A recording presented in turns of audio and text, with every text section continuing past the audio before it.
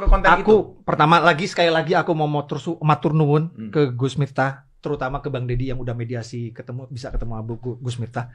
Jadi Gus, balik lagi ke penjelasan aku di awal, aku tuh seorang striker ya. Aku tuh salah satu aktivitasku di media sosial di Twitter itu adalah aku tuh suka mengcounter tweet yang provokatif. Oke. Jadi apa yang terjadi waktu itu sebenarnya itu bukan tweet mandiri, bukan tweet tunggal yang aku posting di timeline. Itu adalah tweet aku respon terhadap waktu itu tweetannya Tengku Zulkarnain itu. Jadi waktu itu Tengku Zulkarnain dia nge-tweet ini ya Bang ya, bisa dilihat. Mungkin bisa dilihat di ini. Mana dia? Nah, waktu itu si Tengku Zulkarnain ini nge-tweet yang menurut aku sangat-sangat provokatif. Sarah, dia bilang basically ya dia bilang katanya minoritas di negeri ini, di NKRI ini itu arogan ke mayoritas. Oke, tapi saya baca lengkap aja ya biar nggak salah ya. Coba Mas Jadi baca Tengku Zulkarnain. Ini benar tweet beliau ya? Ya benar, ini benar. Oke.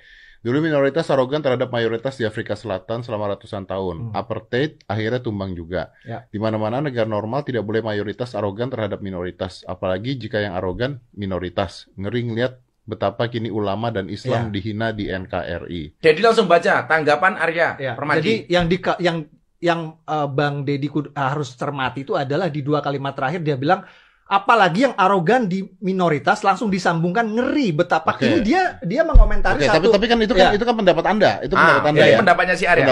Sekarang kita baca balasan dari Permadi Arya. Yang arogan di Indonesia itu adalah Islam sebagai agama pendatang dari Arab kepada budaya asli kearifan lokal. Haram-haramkan ritual sedekah laut sampai kebaya diharamkan dengan alasan aurat. Sebelum si Mas Arya lanjutkan. Kalau kemudian Tengku Zulkarnain ini pendapatnya dikira provokatif. Dan saya melihat ini lebih provokatif. Coba tanggapan Anda. Oke, jadi Gus, disitulah kenapa muncul kata arogan itu. Jadi kalau memang karena aku tuh yang diviralkan itu kan cuma screenshot bagian komentar aku doang di kolom komentar kan. Bagian atasnya, bagian Ustadz Tengku Zulnya itu dihilangkan. Jadi seolah-olah aku itu tidak ada hujan, tidak ada angin, out of context, tidak ada konteks aku ini kalau menurut gue begini, lu tuh panas pingin menjawab, tapi kepleset.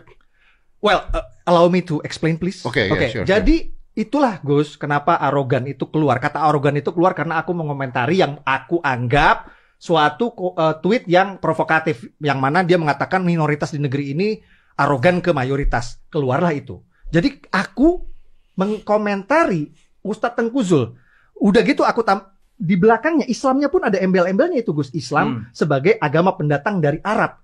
Jadi yang aku maksud ini adalah alirannya si Tengku Zul itu. Islam yang dari Arab, itulah Islam alirannya si Ustadz Tengku, Islam transnasional yang memang dari Arab. Ini sebenarnya kalau seorang Permadi Arya lebih smart, ini nggak harus sebesar ini bro.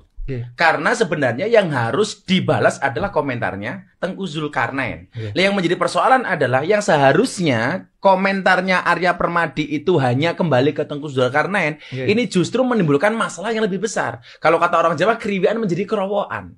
Yang sebenarnya kecil seharusnya. Dengan bahasa yang lebih lugas seharusnya. Kalau seperti ini kan mohon maaf, ini mau mandiri maupun nyambung. Orang akan susah memahami yang arogan Islam di Indonesia itu adalah Islam. Inilah yang kemudian jadi permasalahan hari ini. Assalamualaikum warahmatullahi wabarakatuh. Ibu bapak hadirin pemuda-pemudi sebangsa setanah air dimanapun kalian berada. Gimana? Sudah lihat postingan Ustadz Tengku Zulkarnain? Sudah lihat postingan Abu Janda? Sudah lihat komentar-komentar di video dari Gus Miftah, Abu Janda, dan Deddy Corbuzier? Saya mah sebagai profesor, ilmuwan, ketawa-ketawa saja bro. Kasus Abu Janda ini sama persisnya dengan kasus Ahok, sama persisnya dengan kasus Gus Muafik. Permasalahannya itu adalah ada kalimat yang dipotong sehingga menimbulkan penafsiran yang berbeda, Seolah-olah kalimat tersebut bikin ribut menghina Islam.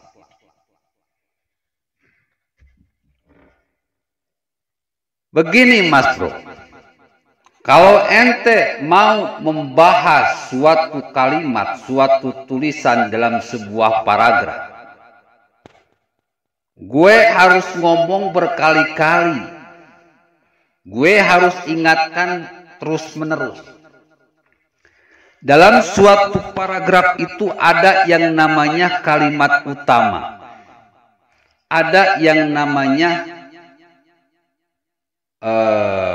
kalimat penjelas, ada yang namanya pokok pikiran utama, ada yang namanya pokok pikiran penjelas.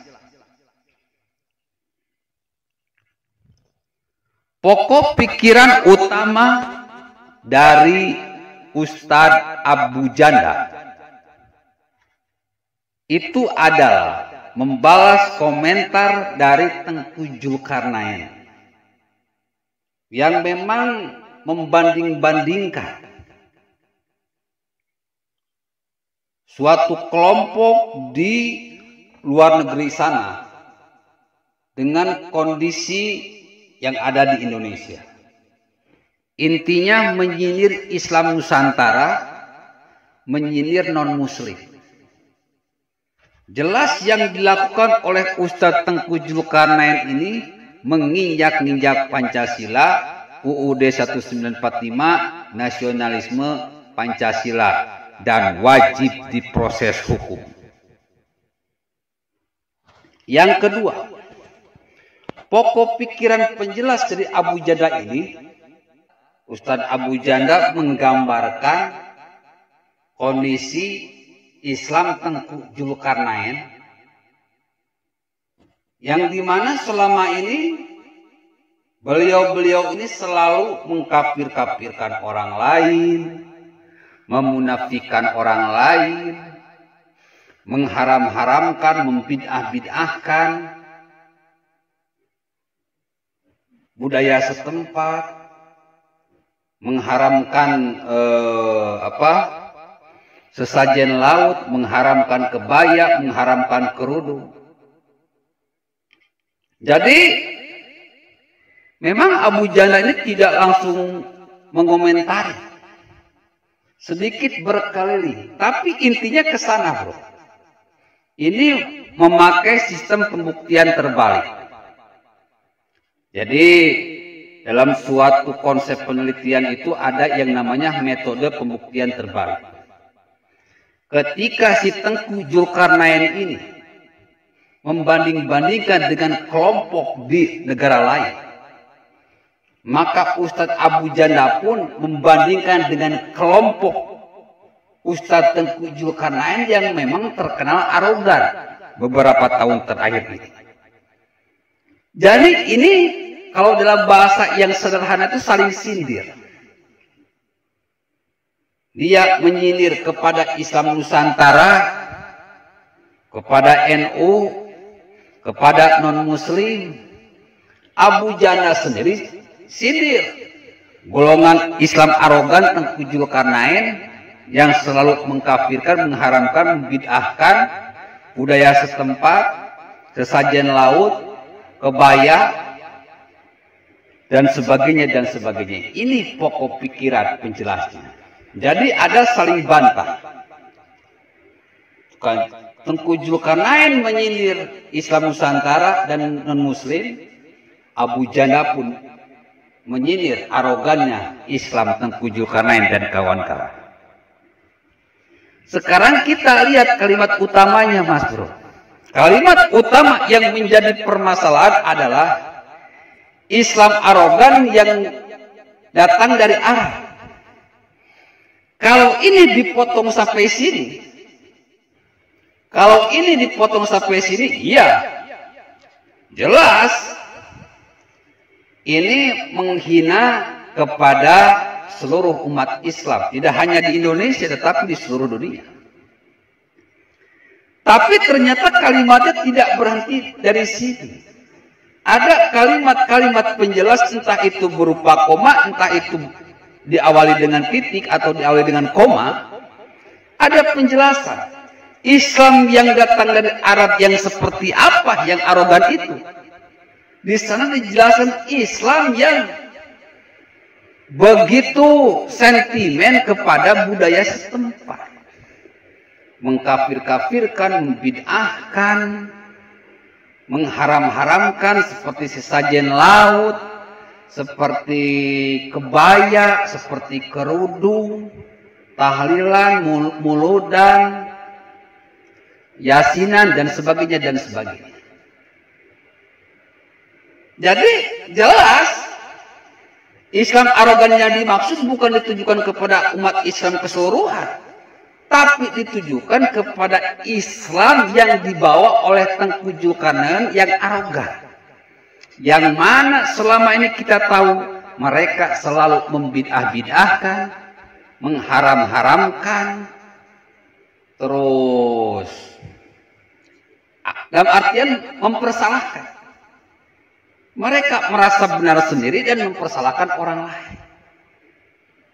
Jadi secara ilmu kalimat tidak ada yang salah, tidak ada pidana dari tulisan atau tweetan Ustadz Abu Janda ini. Justru yang ada unsur pidana itu jelas tweetan Ustadz Tengku Zulkarnain.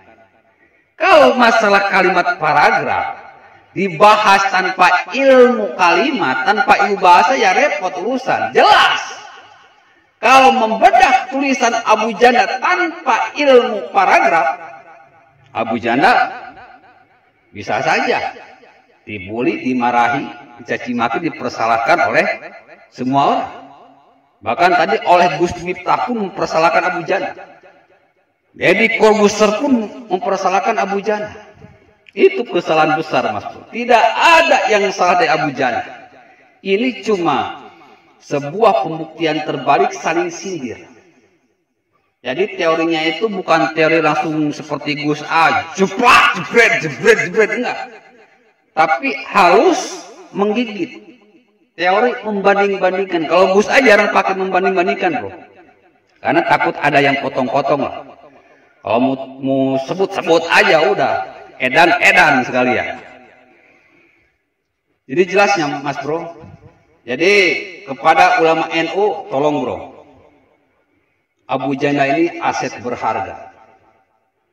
Jangan kalian zolimi Abu Janda. Jangan kalian bully Abu Janda. Jangan kalian persalahkan Abu Janda. Dia ini strikernya.